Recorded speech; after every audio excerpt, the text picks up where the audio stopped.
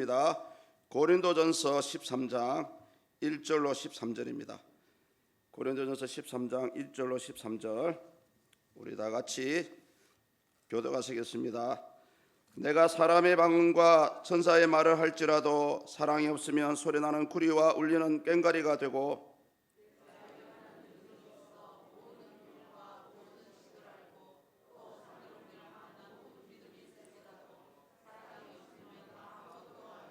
내가 내게 있는 모든 것으로 구제하고 또 내 몸을 불살하게 내줄지라도 사랑이 없으면 내게 아무 유익이 없느니라.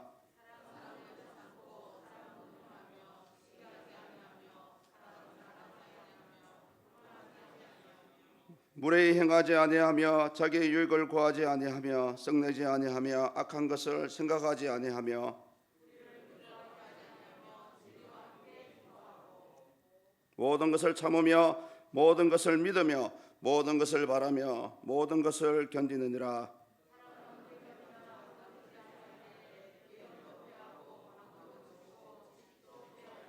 우리는 부분적으로 알고 부분적으로 예언하나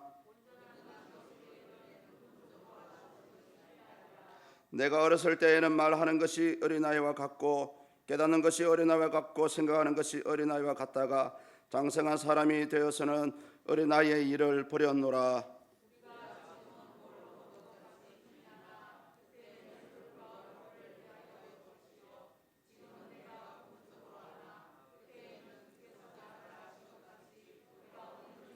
같이 봅니다. 그런즉 믿음, 소망, 사랑 이 세 가지는 항상 있을 것인데 그 중에 제일은 사랑이라. 아멘. 이 시간은 아주 특별한 순서가 준비되어 있습니다.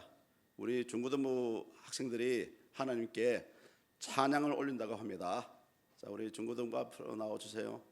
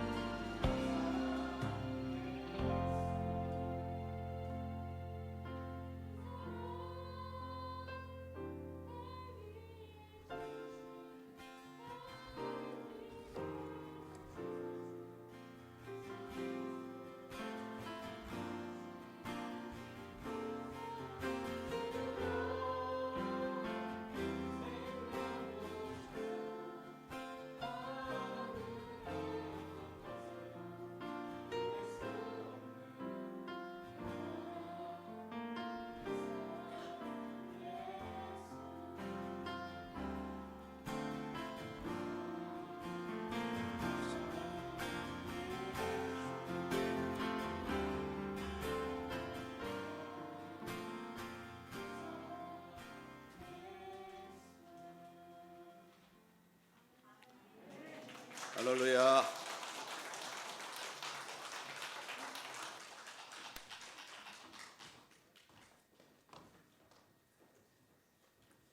예, 제가 잠시 기도하고 말씀을 나누겠습니다. 기도하시겠습니다. 하나님 아버지, 이스라엘의 찬양 가운데 거하신다가 왜 사오니 우리 사랑하는 중고등부 아이들의 찬양을 받아주시고 이들의 찬양을 통해서 하나님 역사하여 주시옵소서. 다음 세대를 세워가는 귀한 일꾼들로 자라갈 수 있도록 축복해 주시고 지혜와 명철을 주시고 이들의 삶을 축복해 주시옵소서. 감사합니다. 예수 그리스도 이름으로 기도드립니다. 아멘. 예, 너무나 감사하고 감사합니다. 사도 바울은 앞서 고린도전서 12장의 이 은사를 소개하다가 갑자기 생뚱맞게도 13장으로 넘어오면은 은사가 아니고 이 사랑에 대해서 사랑 타령을 하고 있습니다.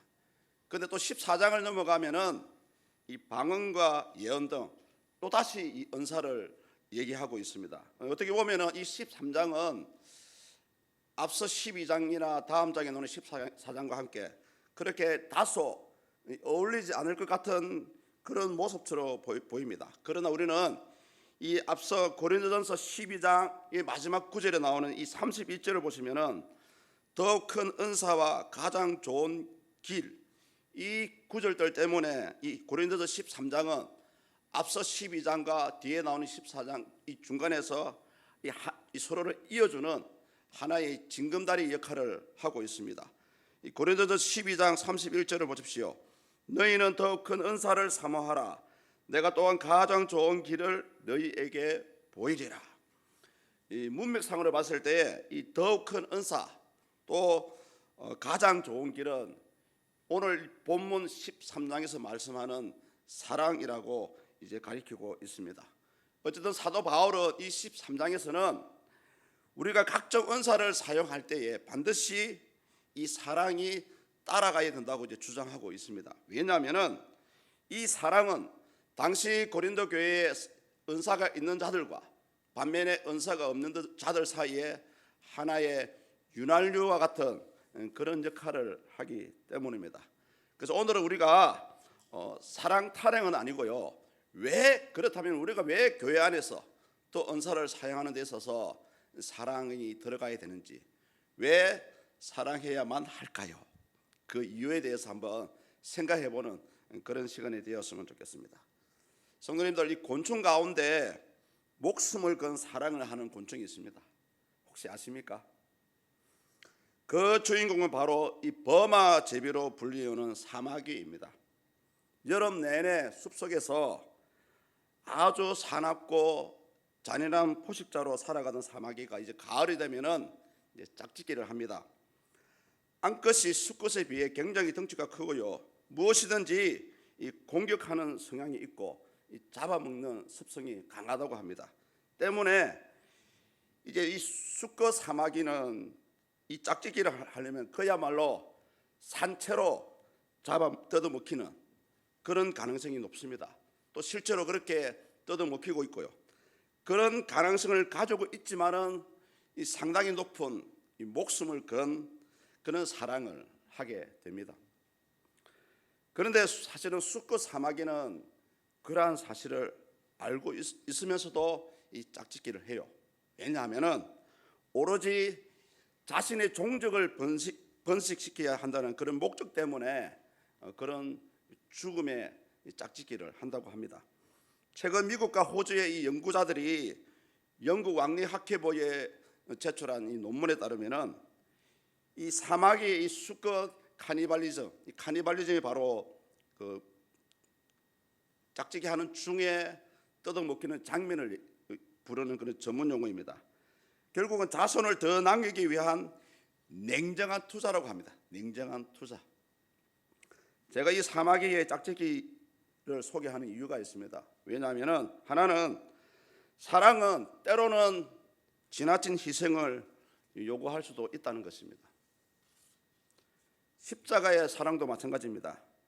십자가의 사랑이 완성되기 위해서는 반드시 예수님의 목숨값이 필요되었습니다.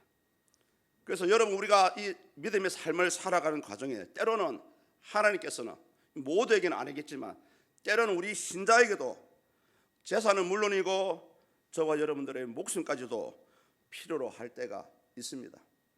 또 한 가지는 뭐냐면은 그래도 사랑은 할 만한 값어치가 있다는 것입니다. 숫꽃 사마귀는 암컷과의 단 한 번의 이 사랑으로 죽음을 맞이하지만 자신의 자손을 번식할 수 있었습니다. 우리 예수님도 마찬가지입니다. 예수님 역시 단 한 번의 십자가의 사랑으로 전 인류의 죄를 용서받을 수 있었습니다. 우리 부모님들 잘 아시겠지만은 이처럼 희생 없는 사랑은 그 어디도 없습니다. 가정에도 마찬가지고요. 우리 교회도 마찬가지입니다. 게다가 이 희생이 크면 클수록 그 사랑의 값어치는 크다고 생각되어집니다. 오늘 이 사도 바울도 어쩌면은 고린도서 1장부터 12장까지 넘어오면서 아주 다양한 문제가 많았습니다. 문제도 많고 탈도 많고 이런 상황에서 이 고린도 교회가 이런 모든 문제들을 해결할 수 있는 근본적인 요소가 바로 사랑이라고 말하고 있습니다. 그렇다고 사도 바울이 이 13장을 통해서 무조건 사랑합시다라고 강요하고 있는 것은 아닙니다. 저 역시 사랑은 맹목적으로 강요할 수 없다고 봅니다. 다만 우리는 이 시간을 통해서 은사에 있어서나 우리 신앙에 있어서나 교회 안에서 왜 사랑을 해야만 하는지 그 이유를 성경적인 이유들을 한번 생각해 보겠습니다. 가장 첫 번째 이유는 뭐냐면은 이 13장에서 소개하고 있는 사랑은 바로 하나님 자체를 가리키고 있습니다. 하나님 자체를 가리키고 있기 때문에 하나님을 믿는 저와 여러분들은 사랑을 해야만 하는 것입니다. 우리 1절을 다 같이 읽겠습니다.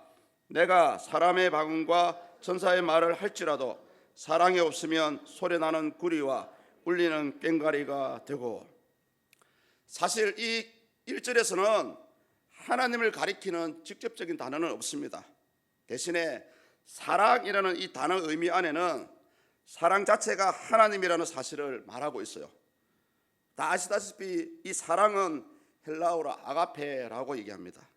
이 아가페의 의미는 아시죠? 절대적인 사랑. 우리 사람은 절대적인 사랑을 할 수가 없습니다. 오직 이런 절대적인 사랑은 우리 하나님만이 하실 수가 있습니다. 그래서 이 절대적인 사랑 자체가 바로 하나님을 의미하는 것이라고 할 수가 있습니다. 그래서 이 말씀을 가지고 1절을 달리 해보면 이렇습니다. 방언과 같은 신비한 말을 한다고 할지라도 그 가운데 하나님이 함께하지 않는다면 아무 소용이 없습니다라고 해석을 할 수가 있습니다. 물론 여러분 이 본문에는 없지만은 우리 성경 곳곳에 하나님 자체가 사랑입니다라고 말씀을 하고 있습니다. 대표적으로 요한 1서 4장 16절 상반절입니다. 하나님이 우리를 사랑하시는 사랑을 우리가 알고 믿었느니 하나님은 사랑이시라. 그렇다면 여러분 만약에 우리가 하나님을 사랑한다 말하면서도 사랑하지 않거나 사랑을 베풀지 않는다면 그 사람은 어떻게 우리가 평가를 해야 됩니까? 이 역시 요한일서 4장 8절에서 이렇게 말씀합니다. 그런 사람이 있다면 그 사람은 하나님을 바로 알지 못하는 사람이다 라고 말씀합니다. 사랑하지 아니하는 자는 하나님을 알지 못하나니 이는 하나님은 사랑이십니다. 또한 사랑하지 않는 사람은 거짓말하는 자라고 요한일서 4장 20절에서 말씀하고 있습니다. 따라서 우리가 하나님을 믿는 성도라면은 하나님을 사랑하는 그만큼 우리는 이제부터라도 서로 열심히 사랑하셔야 합니다. 위로는 하나님 사랑, 아래는 이웃 사랑을 나눌 수 있기를 축복합니다. 특히 여러분 본문 4절과 10절을 보십시오. 사랑에 대한 구체적인 특징을 설명하고 있습니다. 아주 잘 아시는 말씀이죠. 사실 이 사랑의 특징 하나가 사실은 신학적으로는 하나님의 성품을 가리킨다고 말씀합니다. 그래서 우리 다 같이 한번 이 4절만 그 사랑이라는 단어 대신에 하나님이라는 단어를 넣어서 한번 읽어볼까요? 하나님은 오래 참고, 하나님은 온유하며 시기하지 아니하며, 하나님은 자랑하지 아니하며, 교만하지 아니하며. 여러분, 하나님이 사랑입니다. 이런데도 이제 사랑 안 하실 것입니까? 또 한 가지 이유가 있습니다. 이 하나님의 사랑만큼은 이 지구가 멸망한다 해도 영원하다고 성경은 말씀합니다. 그래서 이 사랑이 영원한 이유가 바로 하나님의 나라를 완성하기 위해서 이 사랑이 있다고 말씀합니다. 우리 8절을 다 같이 읽겠습니다. 사랑은 언제까지나 떨어지지 아니하되 예언도 패하고 방언도 그치고 지식도 패하리라. 아멘.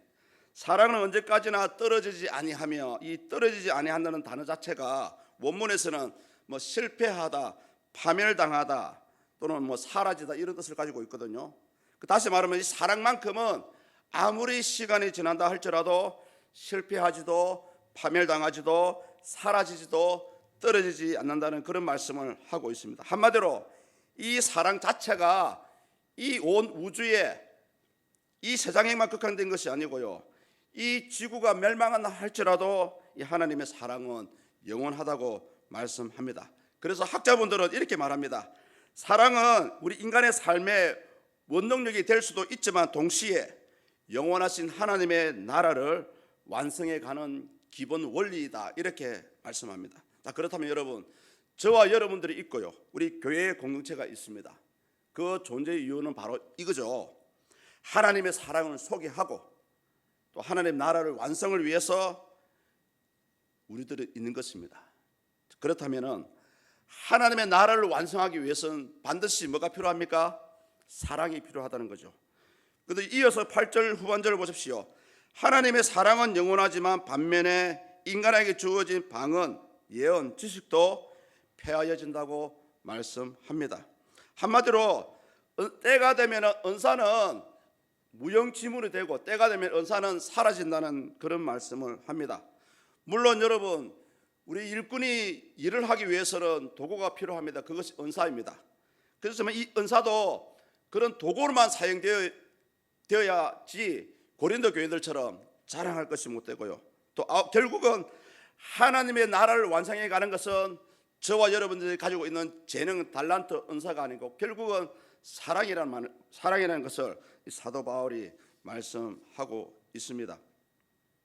따라서 바울은 이 당시 고린도 교인들이 은사를 가지고 행했던 그 부적절한 행동들을 이 본문을 통해서 아주 적나라하게 짚어주고 있는데요, 4절과 5절과 6절에 이렇게 얘기합니다. 4절을 보십시오. 당시 은사받은 고린도 교인들은 시기하고 자랑하고 교만했습니다. 5절을 보십시오. 당시 은사받은 고린도 교인들은 무례히 행하고 자기 유익을 구하고 썩내고 악한 것을 생각했습니다. 마지막 6절과 같이 당시 은사받은 고린도 교인들은 불의했습니다. 여러분, 한번 생각해 보십시다.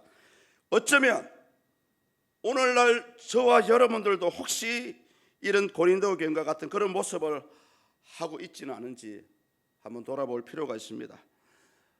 자주 듣는 얘기입니다. 불신자들을 하는 말이 그렇게 교회 안에서 사랑 타령을 하지만 결국 교회만큼 사랑이 없다라고 그렇게 말하는 사람들이 많아요. 저도 실제로 들었고요.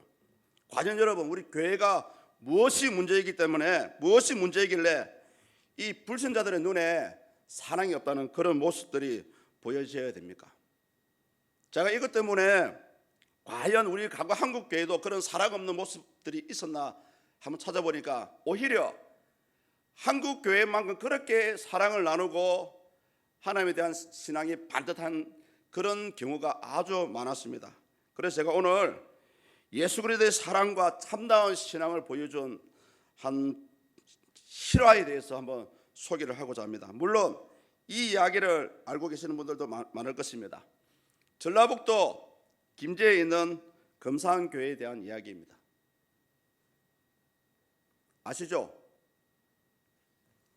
이 교회를 설립하신 분들이 조덕삼 장로와 이자익 목사님입니다. 당시 조덕삼 장로는 용화마을의 유지였고요, 이자익 목사는 그의 집에서 마부로 일하던 머슴이었습니다.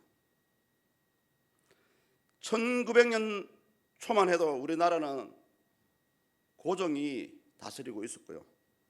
아직까지도 신분 제도가 엄격한 시대였습니다. 1904년 테이트 선교사님이 한국 이름으로 최의덕 선교사님입니다. 들어보셨죠? 이분이 이제 전주에서 정어보를 왕래하면서 복음을 전하면서 그 중간 지점에 있는 이 용화마을에 자주 머물렀다 합니다. 이 선교사님의 계획은 당시 사회주의 종교가 좀 문제가 많았던 금산에다가 교회를 짓고자 하는 그런 계획을 가지고 있었습니다. 그래서 용화마을에 올 때마다 이 부자 조덕삼 장로의 마방에서 머물곤 했는데요. 어느 날 이제 이 데이터 선교사님과 이 부자 조덕삼이 대화를 하게 됐고, 먼 이국 땅에 와서 복음을 전하는 그 데이터 선교사님의 그런 모습에 감동을 받아서 이 조덕삼 씨는 사랑채를 예배할 수 있는 장소로 제공을 했다고 합니다. 이것이 바로 금산교회의 출발이었습니다. 이자영 목사님은 경남 김해에서 남해에서 태어났고요. 17세 때에 이 조덕삼 장로님을 만났습니다. 60대에 부모를 잃었고 소학교도 제대로 다니지 못했습니다. 그런데 굉장히 머리가 영특해서 고개 너머로 천자모를 스스로 배워서 터득을 했다고 합니다. 이런 모습을 본 조덕삼 장로는 자신의 아들과 함께 공부를 시켜주었고요. 또 아울러 함께 이제 교회에 나가 함께 신앙생활을 하게 되었습니다. 이제 조덕삼 씨와 이자익 씨는 함께 열심히 교회를 섬겼고요. 3년이 지난 1907년 이제 금산교회는 장로 장립 투표를 하게 되었습니다. 묘하게도 이들 두 사람이 장로 후보에 올랐습니다. 신분제가 엄격했던 당시에 주인 양반과 그 집의 모습이 이제 경쟁을 벌이는, 그 당시 시대적인 생각으로 도저히 있을 수도 없는 그런 상황이 벌어졌어요. 그런데 여러분, 투표 결과는 더 놀라웠습니다. 머슴인 이자익이 양반이자 주인인 조덕삼 씨를 누르고 장로로 선출되었습니다. 그 순간에 그 안에 모였던 모든 사람들이 술렁이기 시작했습니다. 교회가 갑자기 시끄러워졌어요. 그때에 그런 술렁이던 성도들을 향해서 장로 투표에 떨어진 이 부자 조덕삼 씨가 일어나서 이렇게 말합니다. 우리 금산교회 성도들은 참으로 훌륭한 일을 해냈습니다. 저희 집에서 일하는 이자희 영수는 저보다 신앙의 열의가 대단합니다. 그를 뽑아주셔서 참으로 감사합니다. 이자익은 장로가 된 뒤 데이터 선교사님을 대신해서 강단에서 설교를 했고요. 그 주인인 조덕삼 씨는 그 아래에 앉아서 하나님의 말씀을 들었습니다. 반대로 집에서는 이자익 장로는 자신의 주인 조덕삼 씨를 아주 깍듯하게 주인으로 섬겼다고 합니다. 심지어 이 조덕삼 장로는 자신의 모습을 집에서도 장로로 잘 섬겼고요. 또 평양에 가서 신학을 할 수 있도록 모든 경비를 지원을 했다고 합니다. 이런 숭숭대에 섬겨가는 조덕삼 씨의 모습을 보고 3년 뒤에 그 금산교회는 이제 이 조덕삼 씨도 장로로 선출을 하였습니다. 후에 이자익 장로는 목사님이 되었고요. 1915년 금산교회 2대 목사님으로 부임하게 되었습니다. 조덕삼 장로는 이자익 목사님을 잘 섬겼고, 그 일설에는 보니까 조덕삼 장로님이 굉장히 추천을 해서 이자익 목사님을 담임 목사님을 모시게 되었다는 그런 말도 있습니다. 그리고 이자익 목사님은 교단에서 3번이나 총회장이 되는 그런 훌륭한 목사님으로 사역을 하셨다고 합니다. 저는 이 이야기에서 이자익 목사님도 대단하지만은 오히려 조덕삼 장로님이 더 대단하다고 생각을 했습니다. 자신이 양반이자 부자였음에도 불구하고 이것을 내세우지 않았고요. 오히려 자신의 집 머슴이 먼저 교회 장로가 되었지만은 그런 모습을 장로로서 잘 섬겼습니다. 심지어는 이자익 장로가 신학을 할 수 있도록 물심양면으로 그런 지원을 아끼지 않았다고 합니다.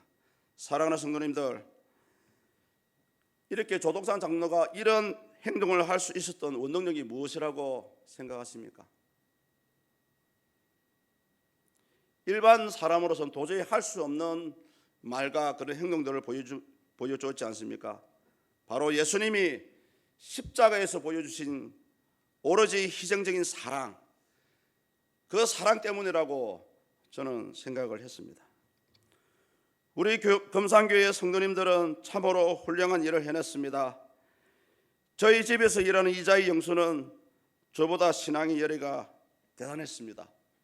그를 뽑아주셔서 참으로 감사합니다. 예수님의 사랑이 이분을 잡고 있지 않았다면 그 누구도 이런 말을 할 수 없었을 것입니다. 이제는 말씀을 정리해 보겠습니다.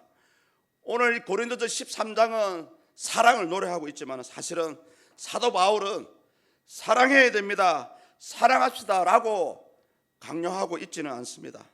다만 믿는 자라면은 왜 사랑을 해야 하는지 그 이유를 성경적으로 말씀하고 있습니다. 그 첫 번째 이유가 무엇이었습니까? 사랑은 자체가 하나님이라는 거죠. 저와 여러분들은 하나님을 사랑합니다. 아멘이십니까? 그런데 하나님은 사랑하면서 눈에 보이는 사람은 사랑하지 않을 것입니까?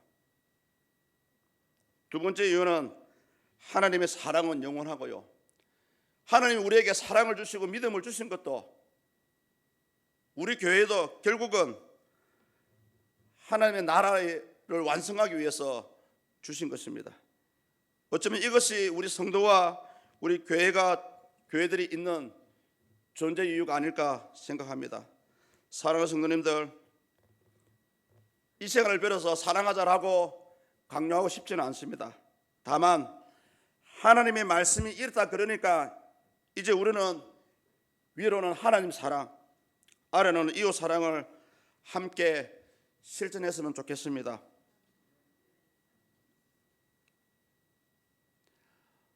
사랑과 미움보다 더 무서운 게 있다고 얘기합니다. 무관심이라고요. 지금 교회를 한번 둘러보십시오.